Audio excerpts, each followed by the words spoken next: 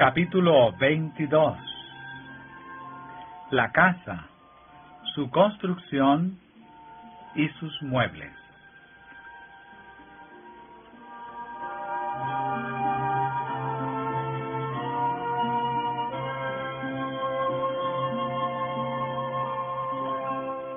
Buena ventilación, sol y buen drenaje. En la construcción de edificios de utilidad pública o en los destinados a viviendas, urge asegurar buena ventilación y mucho sol.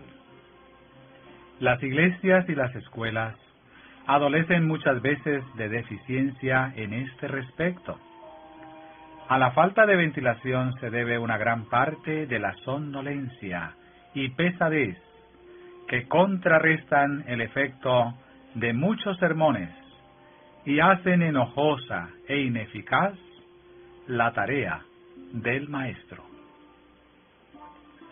En cuanto sea posible, todo edificio destinado a servir de habitación humana debe construirse en paraje elevado y de fácil desagüe. Esto asegurará un solar seco. A este asunto se le suele dar muy poca atención. Con frecuencia, la humedad y el aire viciado de los solares bajos y encharcados ocasionan quebrantos de salud, enfermedades graves y defunciones. En la construcción de casas, es de gran importancia asegurar completa ventilación y mucho sol. Haya circulación de aire y mucha luz en cada pieza de la casa. Los dormitorios deben estar dispuestos de tal modo que el aire circule por ellos día y noche. Ningún cuarto es adecuado para servir como dormitorio, a menos que pueda abrirse de par en par cada día para dar acceso al aire y a la luz del sol. En muchos países, los dormitorios necesitan calefacción, de modo que puedan quedar calientes y secos en tiempo frío y húmedo. El cuarto de huéspedes debe recibir tanta atención como las demás piezas dispuestas para el uso constante. Como los demás dormitorios, debe tener aire y sol y medios de calefacción para secar la humedad de que adolece todo cuarto que no está en uso constante. El que duerme en un cuarto sin sol o que ocupa una cama que no esté bien seca y aireada, arriesga su salud y acaso su vida. Quienes hayan de cuidar ancianos deben recordar que éstos, más que nadie, necesitan cuartos abrigados y cómodos. Con los años, el vigor declina y mengua la fuerza vital con que resistir a las influencias malsanas. De ahí que sea tan necesario proporcionar a las personas de edad mucha luz y mucho aire puro.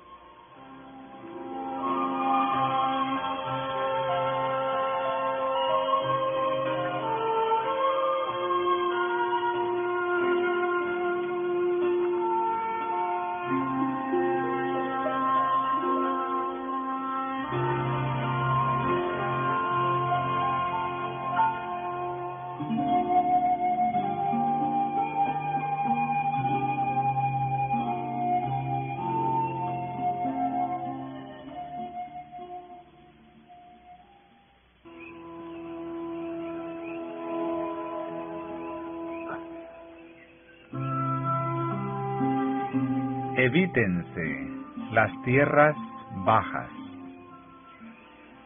Si queremos que nuestras casas sean moradas de salud y de dicha, tenemos que situarlas en lugar alto, fuera del alcance de las miasmas y las neblinas de las tierras bajas, y permitir que entren libremente en ellas los agentes vivificantes del cielo.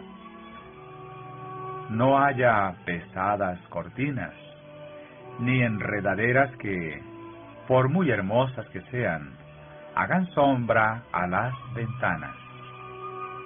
Ábranse estas y sus persianas, y no se deje que crezcan árboles tan cerca de la casa que quiten la luz del sol. El sol podrá ajar cortinas y alfombras y deslucir los marcos de los cuadros, pero en cambio hermoseará con los colores de la salud las mejillas de los niños.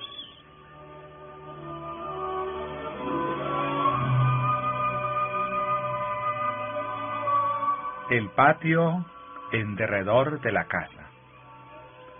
Un patio hermoseado, con árboles dispersos y algunos arbustos, plantados a la debida distancia de la casa, ejerce una influencia feliz sobre la familia, y si se lo cuida, no causará perjuicio a la salud.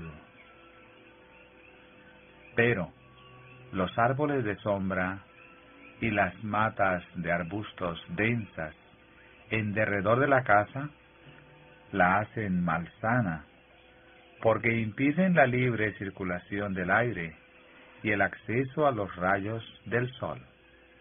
En consecuencia, se nota humedad en la casa, especialmente durante las estaciones lluviosas.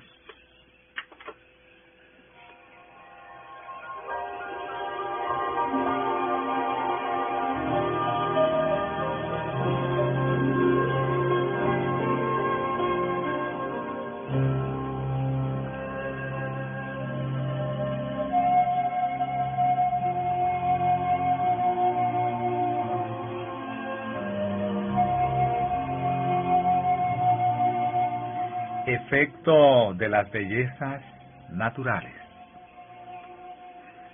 A Dios le agrada lo bello.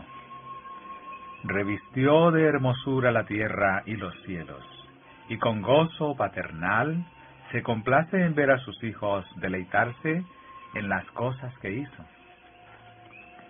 Quiere que rodeemos nuestro hogar con la belleza de las cosas naturales. Casi todos los que viven en el campo, por muy pobres que sean, pueden tener alrededor de sus casas algo de césped, algunos árboles que den sombra, algunos arbustos lozanos y flores olorosas. Esto contribuirá a la felicidad del hogar mucho más que cualquier adorno artificial. Introducirá en la vida del hogar una influencia suavizadora y purificadora, que fortalecerá el amor a la naturaleza y atraerá a los miembros de la familia más cerca unos de otros y más cerca de Dios.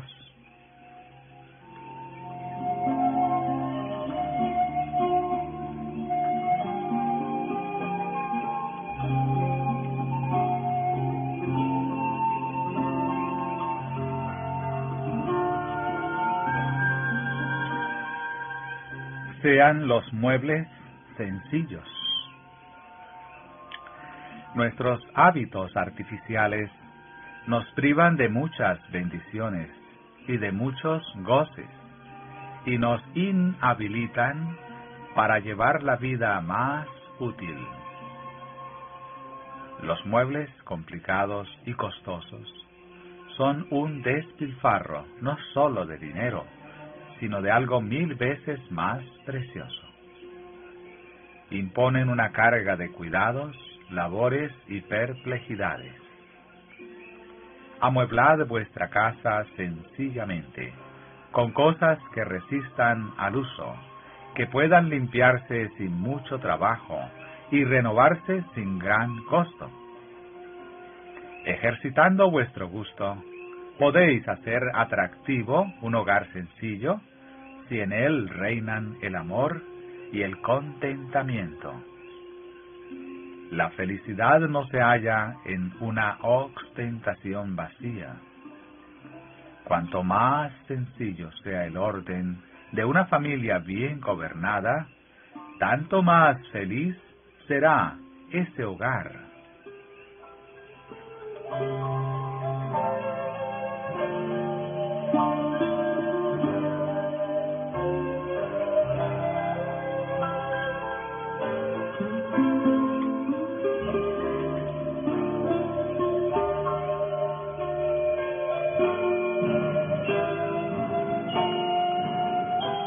Evítese el espíritu de rivalidad.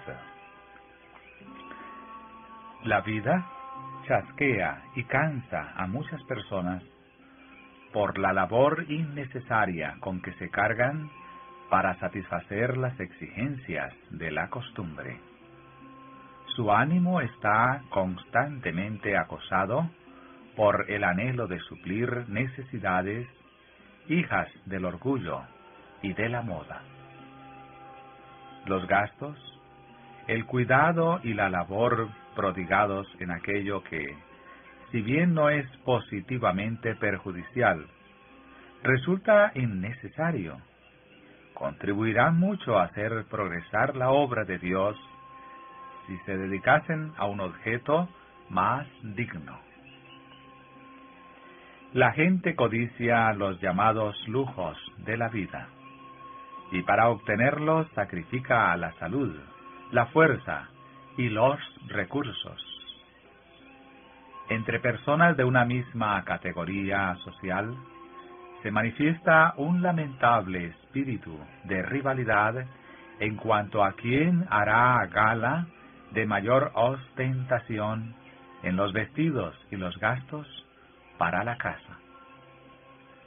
El sentido de la dulce palabra hogar se ha pervertido al punto que ella se define así: un lugar con 4 paredes, lleno de muebles elegantes y adornos, cuyos habitantes se esfuerzan de continuo para cumplir con lo que requiere la costumbre en los diferentes aspectos de la vida. Muchos son desdichados en su vida del hogar porque están esforzándose en extremo para mantener las apariencias. Gastan grandes sumas de dinero y trabajan sin descanso para obtener cosas que ostentar y la alabanza de sus asociados, quienes en realidad no se preocupan para nada de ellos ni de su prosperidad. Un artículo tras otro es considerado indispensable para el complemento de la casa, hasta que se acumulan muchas adiciones costosas que, si bien agradan al ojo y complacen el orgullo y la ambición, no aumentan en lo mínimo la comodidad de la familia. Sin embargo, son cosas que consumieron fuerzas, paciencia y tiempo valioso que debieran haberse dedicado al servicio del Señor. A la preciosa gracia de Dios se le concede el segundo lugar en relación con cosas que no tienen verdadera importancia, y muchos pierden la capacidad de ser felices mientras acumulan cosas de las cuales piensan disfrutar. Encuentran que sus posesiones no les proporcionan la felicidad que habían esperado obtener de ellas. Esta rutina sin fin de trabajos, este incesante anhelo de embellecer la casa para que las visitas y los extraños la admiren, no compensan jamás por el tiempo y los recursos así gastados. Equivalen a colocarse sobre la cerviz un gravoso yugo de servidumbre.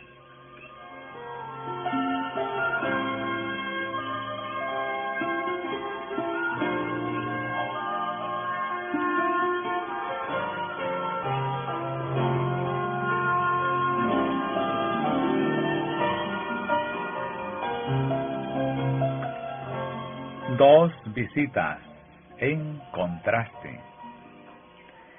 En algunas familias hay demasiado que hacer. El aseo y el orden son esenciales para la comodidad, pero estas virtudes no deben llevarse al extremo de transformar la vida en un ciclo de incesante trabajo penoso, ni hacer desdichados a los habitantes de la casa.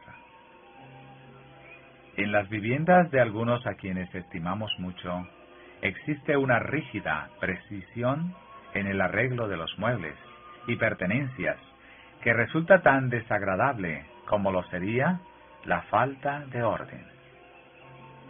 La aflictiva dignidad que pesa sobre toda la casa impide que se encuentre allí el reposo que uno espera en un verdadero hogar. Cuando se hace una breve visita a amigos queridos, no es agradable ver la escoba y el trapo de sacar el polvo en constante requisición, ni comprobar que el tiempo que uno esperaba pasar placenteramente con los amigos es dedicado por ellos a hacer una limpieza general o a mirar en los rincones en busca de una telaraña o una oculta partícula de polvo.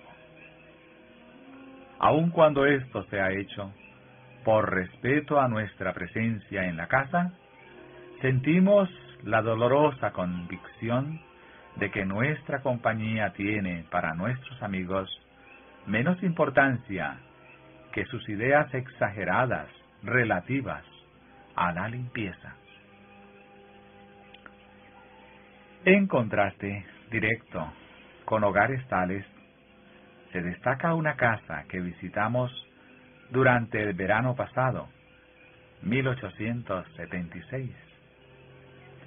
Las pocas horas que pasamos allí no se dedicaron a una labor inútil, ni a hacer lo que podría haberse hecho en algún otro momento, sino que se emplearon en algo placentero y provechoso, que proporcionaba descanso tanto a la mente como al cuerpo.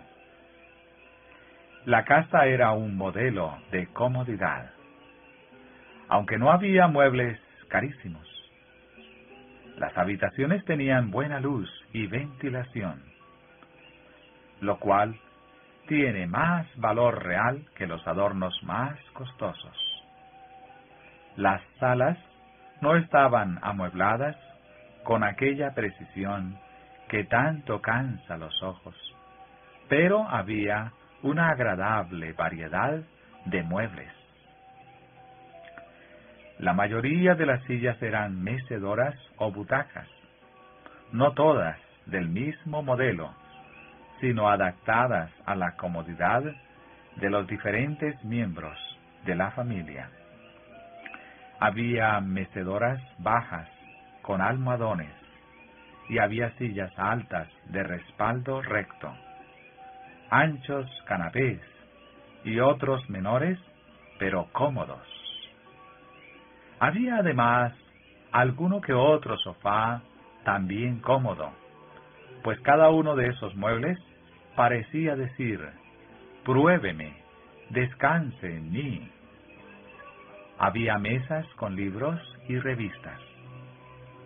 Todo resultaba aseado y atractivo, pero sin ese arreglo preciso que parece advertir a todos los espectadores que no toquen cosa alguna, no sea que la desplacen de su lugar.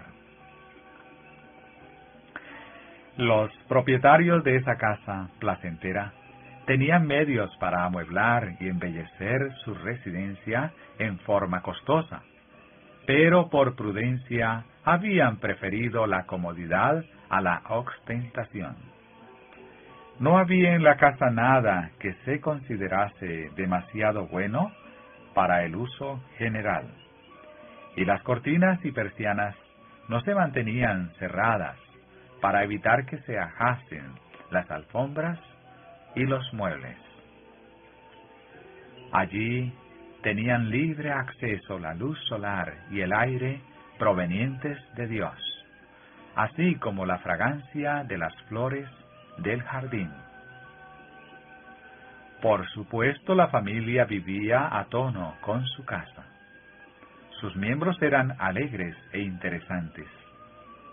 Hacían todo lo necesario para que estuviéramos cómodos, sin apremiarnos con tanta atención que nos infundiesen el temor de estar causando demasiada molestia. Aquello nos parecía un lugar de descanso. Era un hogar en el sentido más pleno del vocablo.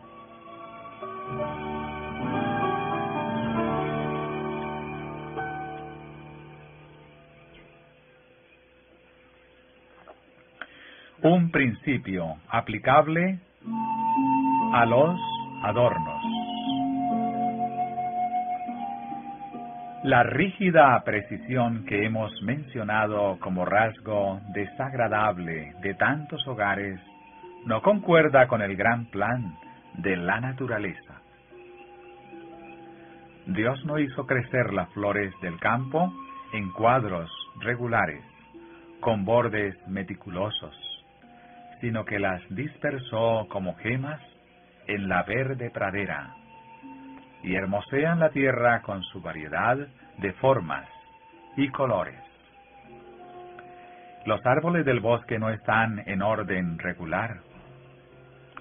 Resulta descansado para el ojo recorrer las escenas de la naturaleza por selvas, colinas y valles, llanuras y ríos, y disfrutar de la infinita diversidad de formas y colores, así como de la belleza con que árboles, arbustos y flores, agrupados en el jardín de la naturaleza, constituyen un cuadro deleitoso.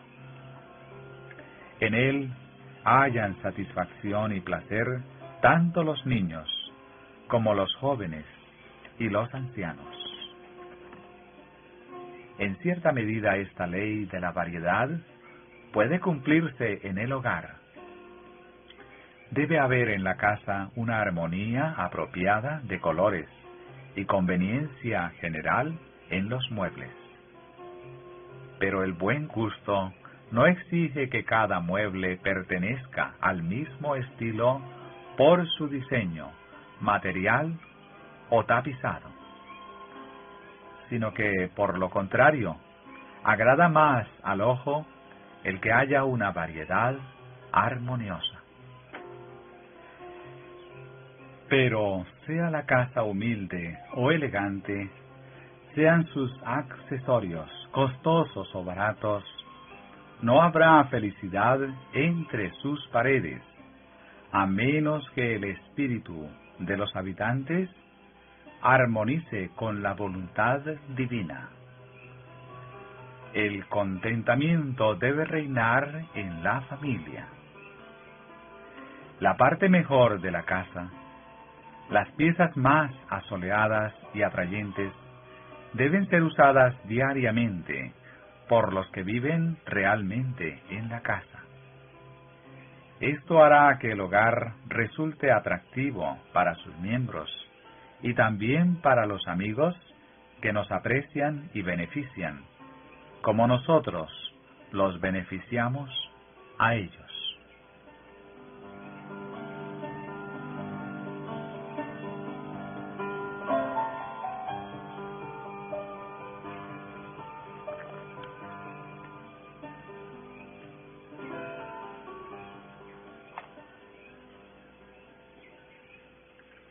La comodidad y el bienestar de los niños. No se necesitan muebles ni accesorios costosos para dejar a los niños contentos y felices en sus hogares, pero es necesario que los padres les concedan amor tierno y cuidadosa atención. 4 paredes y muebles costosos, alfombras afelpadas, espejos elegantes y hermosos cuadros, no son cosas que constituyan un hogar si faltan la simpatía y el amor. aquella palabra sagrada no incumbe a la resplandeciente mansión donde se desconocen los goces de la vida doméstica. En realidad, la comodidad y el bienestar de los niños vienen a ser lo último en que se piensa en una casa tal. Los descuida la madre, que dedica todo su tiempo a la apariencia y a satisfacer las exigencias de una sociedad elegante. El intelecto de los niños no recibe preparación y ellos adquieren malos hábitos. Se vuelven inquietos y descontentos, no hallando placer en su casa, sino tan solo restricciones incómodas. Se separan del círculo familiar en cuanto les resulte posible. Con poca vacilación se arrojan al vasto mundo, sin que los refrene la influencia del hogar, ni los tiernos consejos que de él debieran provenir. No les digáis, como he oído a muchas madres decir, no hay lugar para ti aquí en la sala. No te sientes en este sofá tapizado de damasco. No queremos que te sientes en ese canapé. Y cuando van a otra pieza se les advierte, no queremos oírte hacer ruido aquí. Si van a la cocina, la cocinera les dice, no puedo aguantar que me molestes aquí. Vete afuera con tu ruido, me estorbas. ¿A dónde van para educarse? A la calle.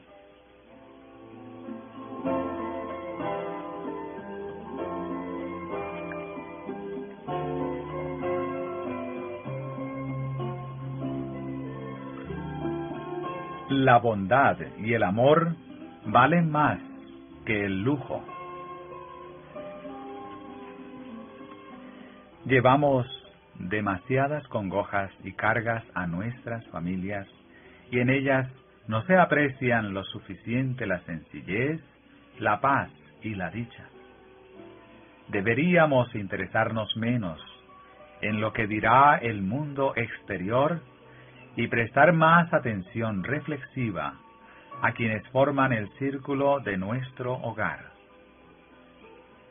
Entre los miembros de la familia debiera haber menos ostentación y urbanidad mundana, y mucho más amor, ternura, alegría y cortesía cristiana. Muchos necesitan aprender cómo se hace del hogar un lugar atractivo y placentero. Los corazones agradecidos y las miradas bondadosas valen más que las riquezas y el lujo. Y si hay amor, el saber contentarse con cosas sencillas comunicará felicidad al hogar. Jesús, nuestro Redentor, anduvo en esta tierra con la dignidad de un rey, y sin embargo, era manso y humilde de corazón. Era luz y bendición en todo hogar porque llevaba consigo alegría, esperanza y valor. Ojalá que estuviésemos satisfechos y que hubiese menos anhelos en nuestro corazón, menos ansia de cosas difíciles de obtener para hermosear nuestras casas, mientras que no apreciamos lo que Dios estima más que las joyas, a saber, un espíritu manso y sereno. La gracia de la sencillez, la mansedumbre y el afecto verdadero transformarían en paraíso la morada más humilde. Es mejor soportar con buen ánimo todo inconveniente que perder la paz y el contentamiento.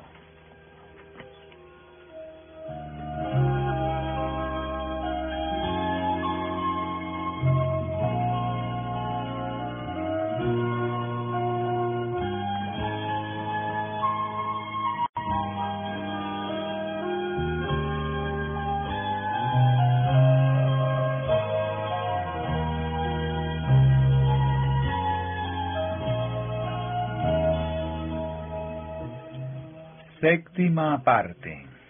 La heredad del Señor. Capítulo 23. Los hijos son una bendición.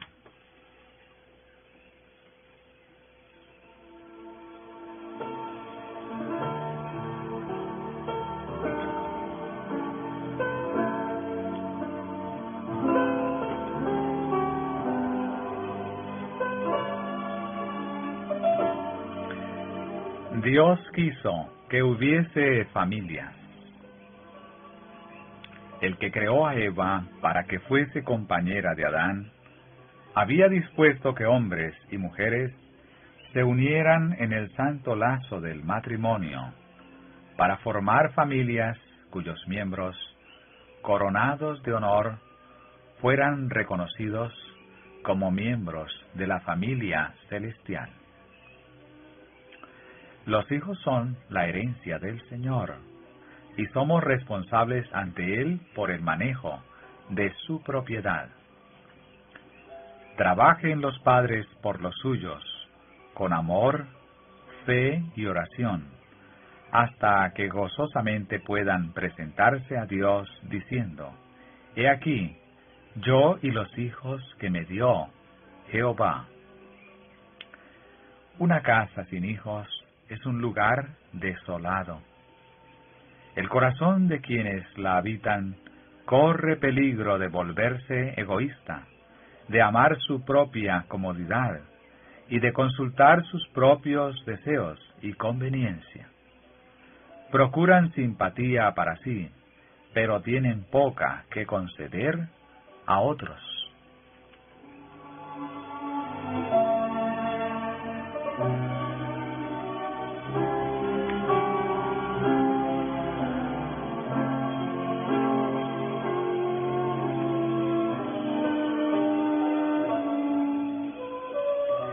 Consejos a una pareja sin hijos. El egoísmo, que se manifiesta de varias maneras, según las circunstancias y la organización peculiar de los individuos, debe morir. Si tuvieseis hijos, y vuestra atención tuviese que desviarse de vosotros mismos para cuidarlos, instruirlos y serles ejemplo, os resultaría ventajoso. Cuando la familia se compone de dos personas, como en vuestro caso, y no hay hijos que hagan ejercitar la paciencia, tolerancia y verdadero amor, es necesario velar constantemente. No sea que el egoísmo obtenga la supremacía y, llegando vosotros mismos a ser el centro de atención, exijáis cuidados e interés que no os sentís obligados a conceder a otros. Muchos enferman física, mental y moralmente porque dedican su atención casi exclusivamente a sí mismos. Podría salvarles del estancamiento la sana vitalidad de espíritus más jóvenes y diversos, así como la inquieta energía de los niños.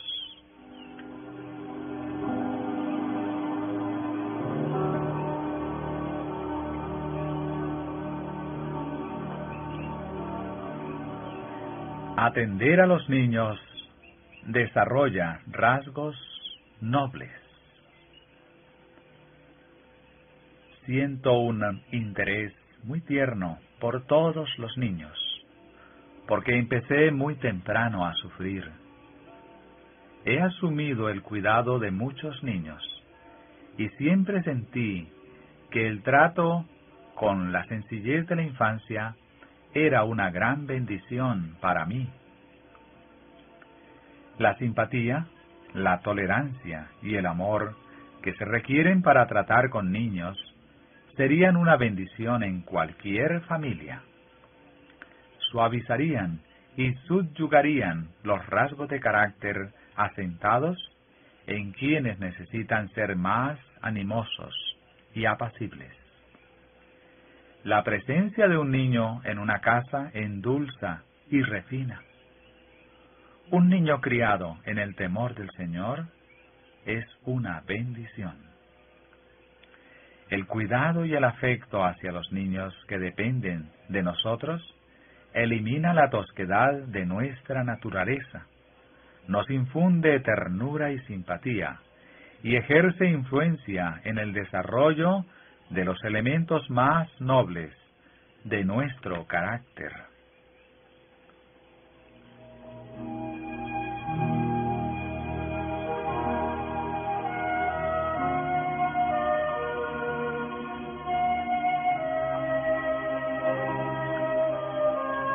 La influencia de un hijo sobre Enoc.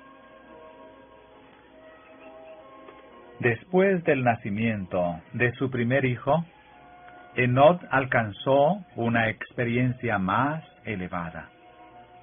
Fue atraído a más íntima relación con Dios. Comprendió más cabalmente sus propias obligaciones y responsabilidades como hijo de Dios. Cuando conoció el amor de su hijo hacia él y la sencilla confianza del niño en su protección, cuando sintió la profunda y anhelante ternura de su corazón hacia su primogénito, aprendió la preciosa lección del maravilloso amor de Dios hacia el hombre, manifestado en la dádiva de su Hijo, y la confianza que los hijos de Dios podían tener en el Padre Celestial.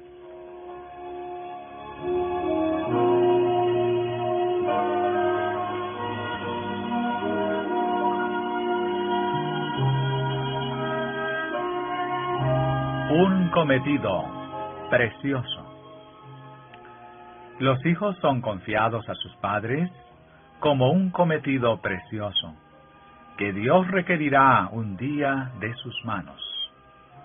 Debemos dedicar a su preparación más tiempo, cuidado y oración. Necesitan que les demos más instrucción de la clase apropiada. Recordad que vuestros hijos e hijas son miembros más jóvenes de la familia de Dios. Él los confió a vuestro cuidado, a fin de que los educaseis para el cielo. Tendréis que darle cuenta de la manera en que cumpláis vuestro encargo sagrado.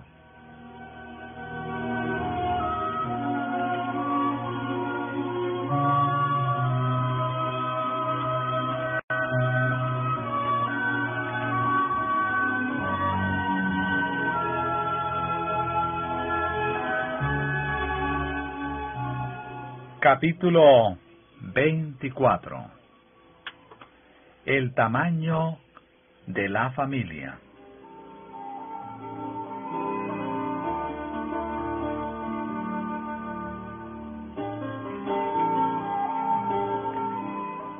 Grave perjuicio para las madres, los hijos y la sociedad. Hay padres que, sin considerar si pueden o no atender con justicia a una familia grande, llenan sus casas de pequeñuelos desválidos, que dependen por completo del cuidado y la instrucción de sus padres. Este es un perjuicio grave, no sólo para la madre, sino para sus hijos y para la sociedad. Los padres deben tener siempre presente el bien futuro de sus hijos.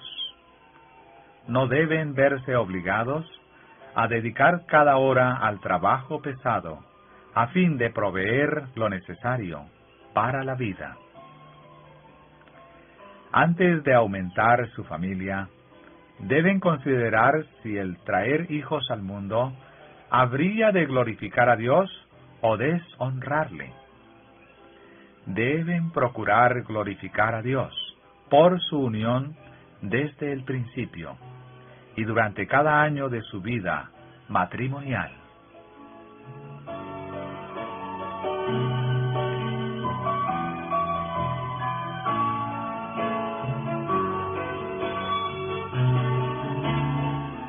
La salud de la madre es importante. En vista de la responsabilidad que incumbe a los padres, ellos deben considerar cuidadosamente si el traer hijos a la familia es lo que más conviene. ¿Tiene la madre suficiente fuerza para cuidar de sus hijos? ¿Y puede el padre ofrecer las ventajas que amoldarán y educarán correctamente al niño? ¿Cuán poco se tiene en cuenta el destino del niño? Solo se piensa en satisfacer la pasión, y se imponen a la esposa y madre cargas que minan su vitalidad y paralizan su fuerza espiritual. Con la salud quebrantada y el ánimo abatido, se ve rodeada de un pequeño rebaño, al cual no puede atender como debiera. Careciendo de la instrucción que debieran recibir, los niños crecen para deshonrar a Dios y comunicar a otros lo malo de su propia naturaleza. Y así se forma un ejército al cual Satanás maneja como quiere.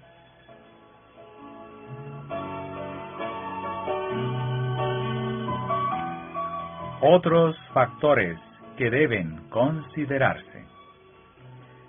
Dios quiere que los padres actúen como seres racionales y vivan de tal manera que cada hijo reciba la debida educación, y que la madre tenga fuerza y tiempo para emplear sus facultades mentales en la disciplina de sus pequeñuelos, a fin de que sean dignos de alternar con los ángeles. Ella debe tener valor para desempeñar noblemente su parte y hacer su obra en el temor y amor de Dios, a fin de que sus hijos resulten en bendición para la familia y la sociedad. El esposo y padre debe considerar todas estas cosas, no sea que su esposa se vea recargada y así abrumada de abatimiento. Debe procurar que la madre de sus hijos no se vea en situación tal que no pueda atender con justicia a sus numerosos pequeñuelos y darles la debida preparación. Los padres no deben aumentar sus familias más ligero de lo que pueden cuidar y educar debidamente a sus hijos. El que haya año tras año un niño en los brazos de la madre significa una gran injusticia para ella. Reduce y a menudo destruye para ella el placer social y aumenta la miseria doméstica. Priva a sus hijos del cuidado, de la educación y de la felicidad que los padres tienen el deber de otorgarles.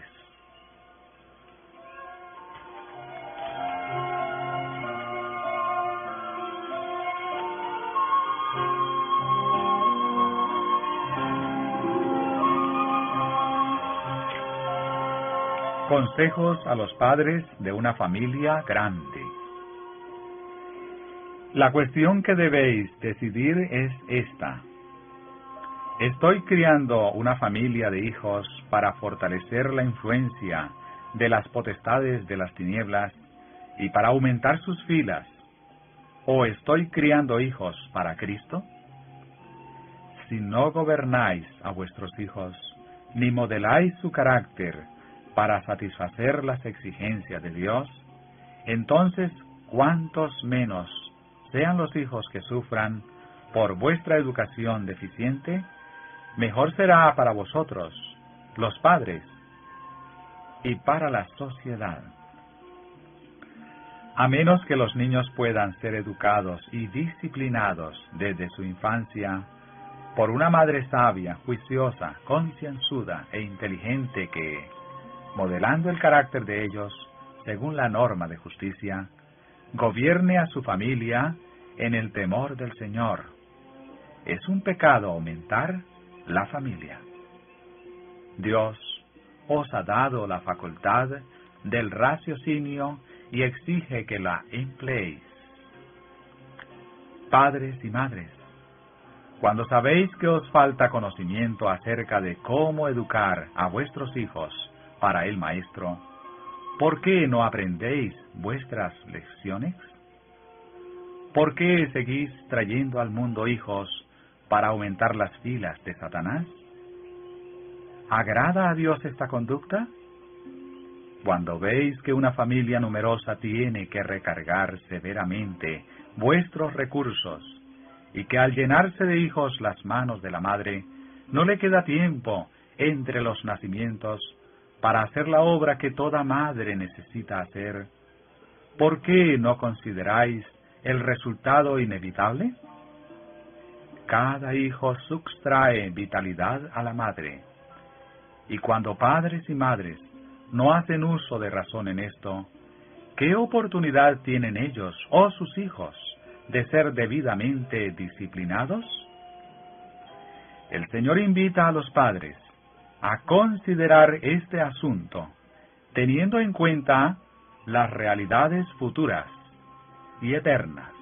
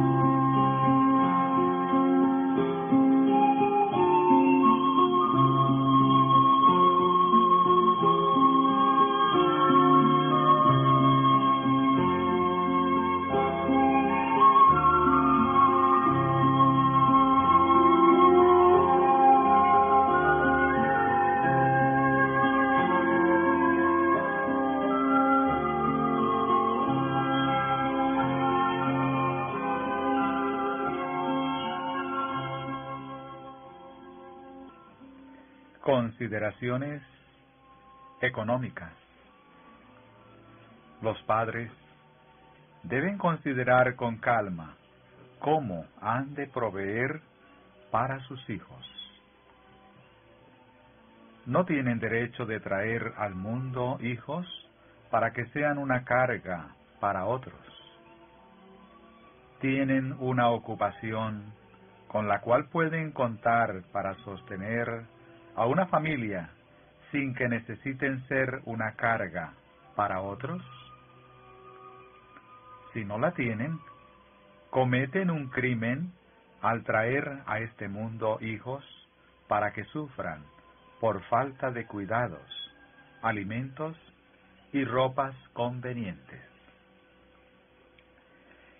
Los que carecen seriamente de tino comercial y que son los menos preparados para progresar en el mundo, llenan generalmente sus casas de hijos, mientras que por lo común los hombres capacitados para adquirir propiedades no tienen más hijos de los que pueden atender debidamente. Los que no están preparados para atenderse a sí mismos no debieran tener hijos.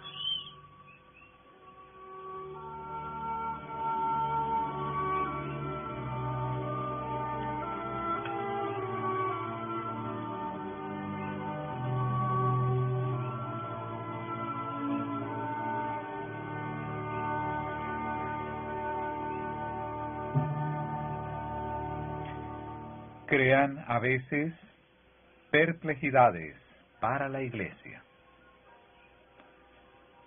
Muchos que apenas pueden vivir cuando están solteros, deciden casarse y crían una familia, cuando saben que no tienen con qué sostenerla.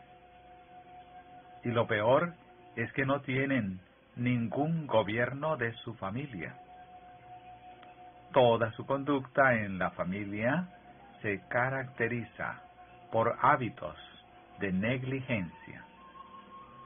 No ejercen ningún dominio propio y son apasionados, impacientes e inquietos. Cuando los tales aceptan el mensaje, les parece que tienen derecho a la ayuda de sus hermanos más pudientes. Y si no se satisfacen sus expectativas, se quejan de la Iglesia y la acusan de no vivir conforme a su fe. ¿Quiénes deben sufrir en este caso? Se debe desangrar la causa de Dios y agotar su tesorería para cuidar de estas familias pobres y numerosas? No. Los padres deben ser los que sufran. Por lo general, no sufrirán mayor escasez después de aceptar el sábado que antes.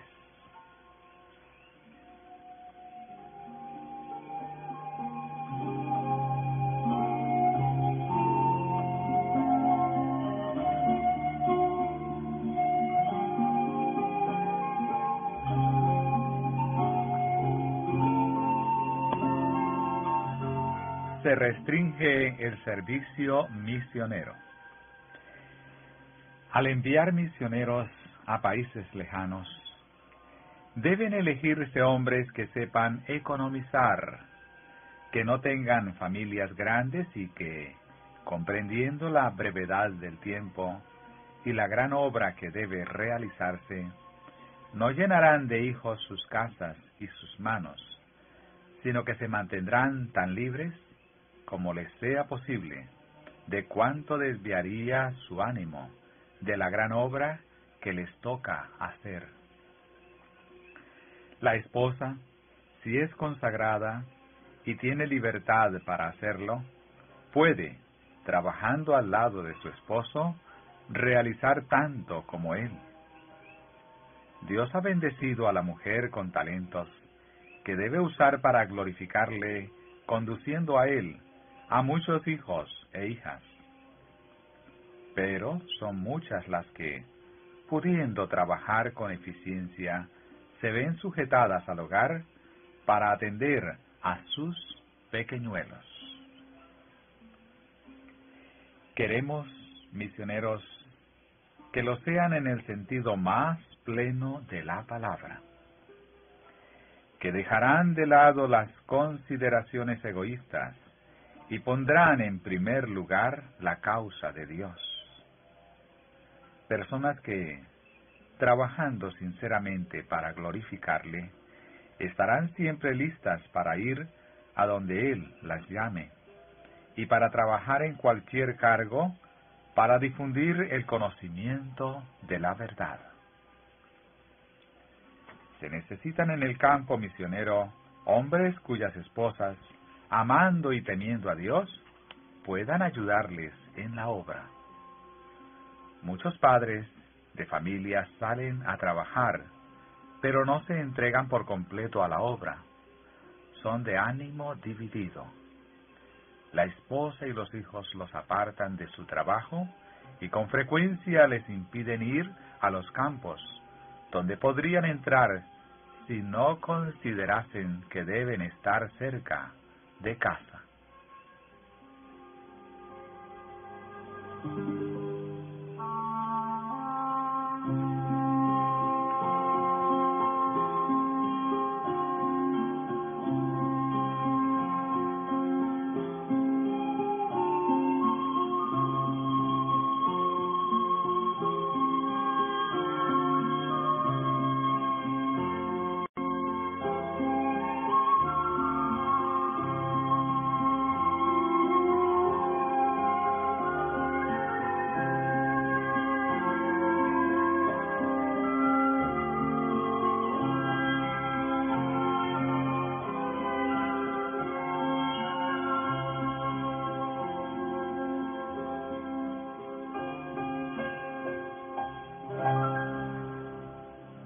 Capítulo 25.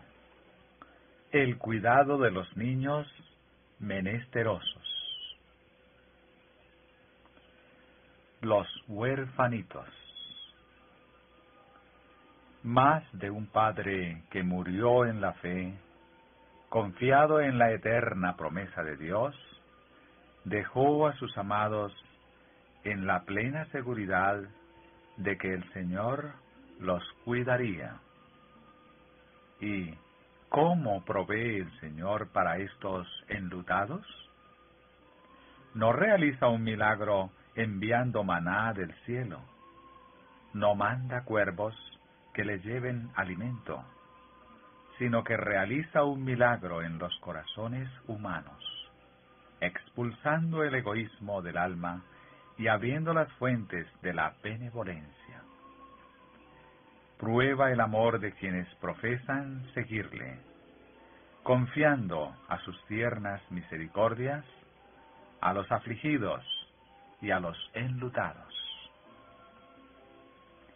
Que aquellos que aman al Señor abran su corazón y sus hogares para recibir a estos niños. Un amplio campo de utilidad espera a todos los que quieran trabajar por el Maestro, cuidando a estos niños y jóvenes que han sido privados de la dirección vigilante de sus padres y de la influencia subyugadora de un hogar cristiano. Muchos de ellos han heredado malas características, y si se los deja crecer en la ignorancia, se desviarán hacia compañías que pueden conducirlos al vicio y al crimen. Estos niños poco promisorios necesitan que se los coloque en una posición favorable para la formación de un carácter correcto, a fin de que puedan llegar a ser hijos de Dios.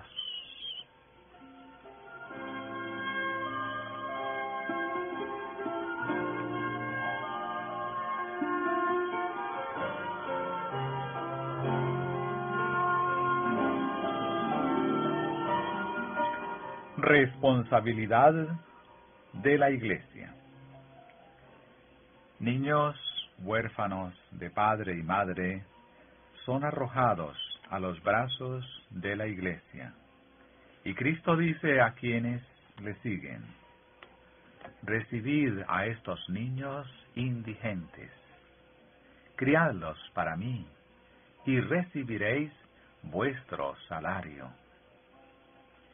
He visto manifestarse mucho egoísmo en estas cosas. A menos que tengan evidencia especial de que ellos mismos saldrán beneficiados por adoptar en su familia a quienes necesiten hogar, algunos se apartan y contestan: no parece interesarles si los tales se salvan o se pierden. Esto, piensan ellos, es asunto suyo. Con Caín dicen: ¿soy yo guarda de mi hermano? No están dispuestos a incomodarse ni a hacer sacrificio alguno por los huérfanos, y arrojan a estos con indiferencia a los brazos de un mundo que está a veces mejor dispuesto a recibirlos que esos profesos cristianos. En el día de Dios, Él les pedirá cuenta de aquellos a quienes el cielo les dio oportunidad de salvar. Mas ellos pidieron que se les excusase y no quisieron participar en la buena obra a menos que pudiesen obtener ganancia. Se me ha mostrado que quienes rehúsen estas oportunidades de hacer bien, oirán a Jesús decirles: en cuanto no lo hicisteis a uno de estos pequeñitos, ni a mí lo hicisteis. Leed, por favor, Isaías 58, 5 al 11.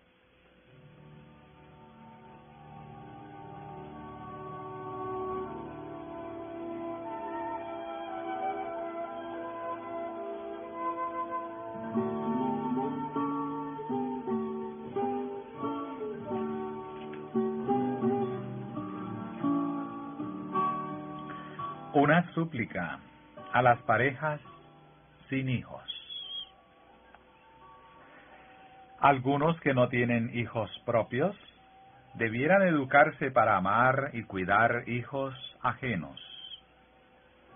Tal vez no sean llamados a trabajar en un campo extranjero, sino posiblemente en la misma localidad en que viven.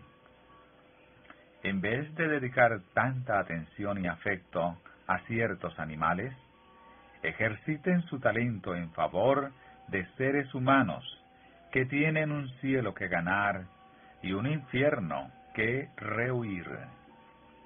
Dediquen su atención a niñitos cuyo carácter pueden modelar a la semejanza divina. Consagrad vuestro amor a los pequeñuelos sin hogar que os rodean. En vez de cerrar vuestro corazón a los miembros de la familia humana, averiguad cuántos de estos pequeños desamparados podéis criar en la disciplina y admonición del Señor. Hay abundancia de trabajo para todos los que quieran obrar. Dedicándose a este ramo del esfuerzo cristiano, la Iglesia puede aumentar el número de sus miembros y enriquecer su espíritu. La obra de salvar a los huérfanos sin hogar es ocupación para todos. Si los que no tienen hijos, pero han sido hechos por Dios administradores de recursos, quisieran abrir su corazón para atender a los niños que necesitan amor, cuidado y afecto, y les ayudaran con bienes de este mundo, serían mucho más felices que ahora. Mientras que haya jóvenes privados del cuidado compasivo de un padre y del amor tierno de una madre, y expuestos a las influencias corruptoras de estos postreros días, es el deber de alguien reemplazar al padre y a la madre de algunos de ellos. Aprended a darles amor, afecto y simpatía. Todos los que profesan tener un Padre Celestial, del cual esperan que los cuide y finalmente los lleve al hogar que ha preparado para ellos, deben sentir la solemne obligación de ser amigos para los que no tienen amigos y padres para los huérfanos, de ayudar a las viudas y de prestar algún auxilio práctico en este mundo en beneficio de la humanidad.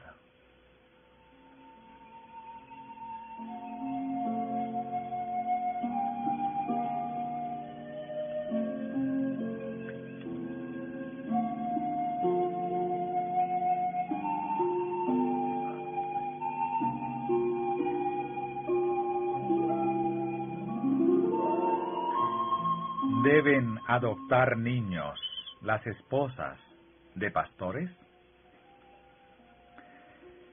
¿Se ha preguntado si la esposa de un ministro debe adoptar niños pequeños?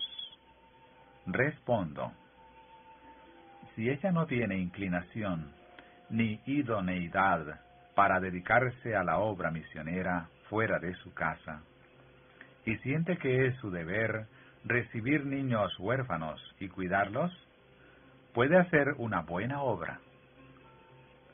Pero elija los niños primero de entre los huérfanos hijos de observadores del sábado. Dios bendecirá a hombres y mujeres que, con corazón voluntario, compartan su hogar con estos niños desamparados. Pero si la esposa del ministro puede desempeñar ella misma un papel en la obra de educar a otros, debe consagrar sus facultades a Dios como obrera cristiana. Debe auxiliar verdaderamente a su esposo, ayudándole en su trabajo, perfeccionando su intelecto y contribuyendo a dar el mensaje. Está abierto el camino para que mujeres humildes y consagradas, dignificadas por la gracia de Cristo, visiten a los que necesitan ayuda e impartan luz a las almas desalentadas. Pueden elevar a los postrados, orar con ellos y conducirlos a Cristo. Las personas tales no deben dedicar su tiempo y fuerza a un impotente niño que requiere constante cuidado y atención. No debe atarse así voluntariamente las manos.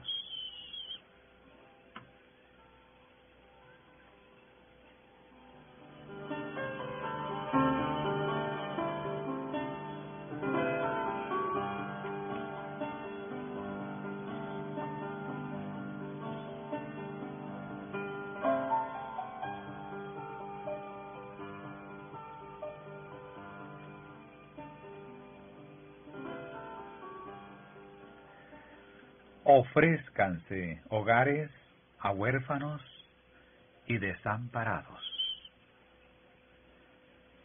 En la medida en que podáis hacerlo, dad hogar a los que no tienen. Esté cada uno listo para ayudar en esta obra. El Señor dijo a Pedro: apacienta mis corderos. Esta orden no es dirigida, y abriendo nuestros hogares a los huérfanos, contribuimos a que se cumpla. No permitamos que Jesús se chasquee con nosotros. Tomemos estos niños y presentémoslos a Dios como una ofrenda fragante. Pidamos su bendición sobre ellos y luego amoldémoslos de acuerdo a la orden de Cristo. ¿Aceptará nuestro pueblo este santo cometido?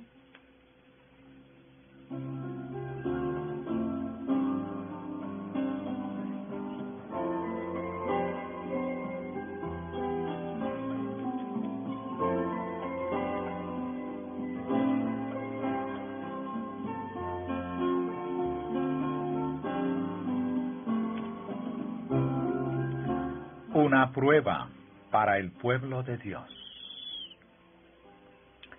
Años se me ha mostrado que el pueblo de Dios sería probado acerca de este asunto de crear hogares para los que no los tienen, que muchos quedarían en tales condiciones al creer la verdad. La oposición y la persecución privarían de sus hogares a los creyentes, y a quienes conservasen los suyos les incumbiría el deber de abrir ampliamente sus puertas a los tales.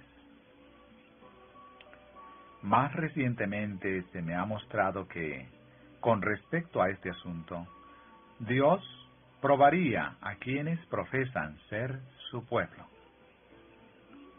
Por causa nuestra Cristo se hizo pobre, para que por su pobreza fuésemos enriquecidos. Hizo un sacrificio para proveer hogar a los peregrinos y extranjeros del mundo que buscan una patria mejor, a saber, la celestial.